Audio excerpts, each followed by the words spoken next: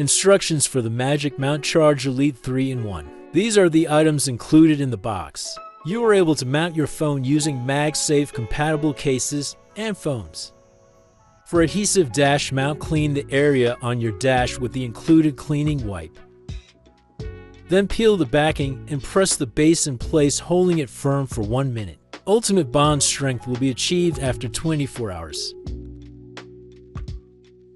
To put the mount on the back of a display, use the included tool to loosen the base and swap the direction of the mounting base so that it is facing forward.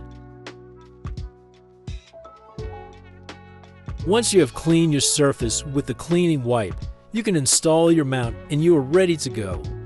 To use as a vent mount, loosen the collar and pull the dash base off. Place the collar over the vent base ball, press the vent piece into the mount and tighten it up. Test it out and take a look at how it will mount. Place the mount on the vehicle's vent and tighten the collar to secure it.